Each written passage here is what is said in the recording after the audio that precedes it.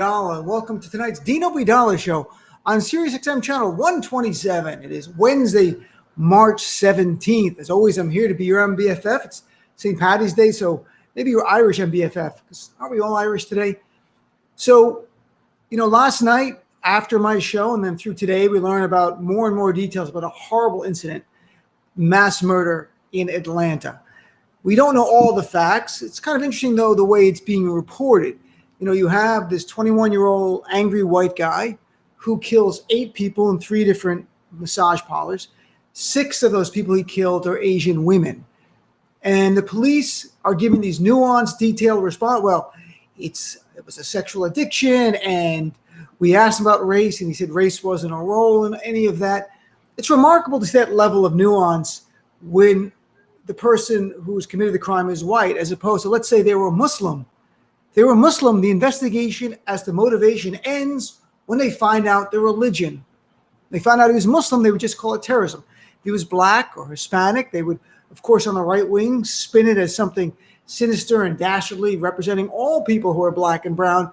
That's what the right does. But when it comes to a white person, the police officers are very, very reserved. And my point is they should be as nuanced with everyone. It's not like they should jump the gun. We don't know the true motivation yet of this guy. It does, though, remind me of in 2015, there was a shooting in North Carolina of 3 young Muslim American students there, 2 women wearing hijab and another young Muslim man, by an angry white guy. And authorities told us, no, it's not a hate crime. It was a parking dispute. They call it a parking dispute. We learned later the guy hated all religions, especially hated Muslims. So it was a hate crime. To the Muslim community, we viewed it as a hate crime from day one. It took the law enforcement to catch on a little bit later. I'm not saying this is a hate crime, but we do know a few things. We know that we knew he was white before they announced his race because the police took him alive. If he was not white, I don't think he would have been taken alive. If he was black, of course it would not have been. We know that. We know another thing. We know that he bought his gun legally in Georgia hours before he went on his deadly rampage. See, thanks to the GOP in Georgia, an angry white guy can get a gun easier than a black person can vote. So was this guy motivated by white supremacy? We still don't know. Was it easier to get a gun because of white supremacy and his whiteness?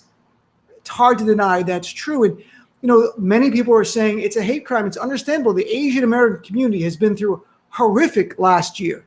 And I had Chris Liu on this show, used to be in the Obama administration, to talk about it. New statistics show that nearly 4,000 incidents of hate directed against Asian Americans in the last year.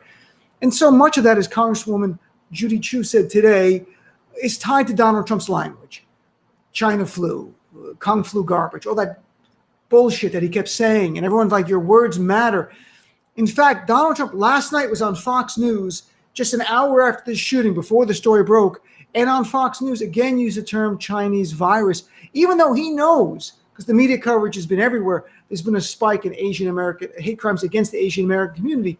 Donald Trump doesn't care because Donald Trump's a white supremacist. So is this gunman a white supremacist? I can't tell you.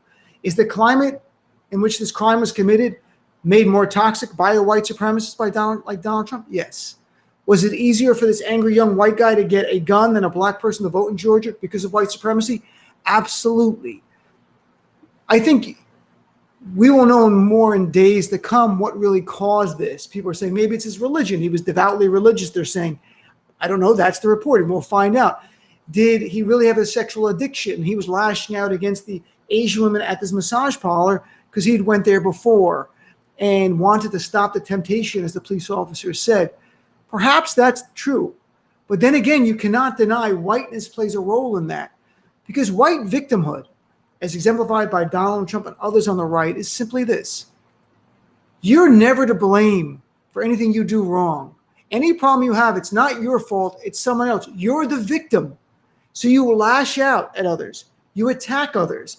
That's what this young 21-year-old angry white guy did. If he really had a sexual addiction, he didn't go for help for himself. He didn't look internally.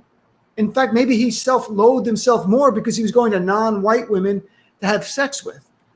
But in any event, his whiteness and his white victimhood had to play a role in this, even if not conscious, subconscious. Because in this world, if you're a right-wing white guy, you don't take responsibility. You claim cancel culture, and you don't want any accountability whatsoever for anything you've done wrong.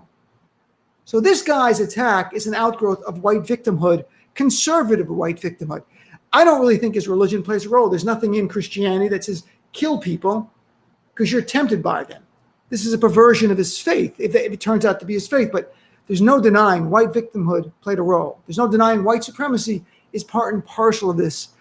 This is what we're dealing with right now. And I'm telling you, sadly enough, it's probably going to get more acute going forward as demographic change continues to happen in this country. And while the GOP base might get smaller, it's getting more intense with white people. And as Charles Blow said on my show, with those who aspire to be white, because whiteness is powerful. That's the reality. So we'll talk about this more on my show today. We're going to have a very open, honest conversation about race, about whiteness, about white victimhood, and when does it become toxic? I think that we saw that in Atlanta. My show's live 6 to 9 p.m. on SiriusXM channel 127. If you don't subscribe to SiriusXM, I say it every night, go to the website. There are free trials. Do a free trial. Listen to my show. It's on channel 127 Progress. Call in. Be a part of our family. A lot of great people in our family. We're there for each other. Look, if you want progress, stay active. No better place than staying active than SiriusXM Progress. Thanks for tuning in to the preview of tonight's Dino Vidala Show.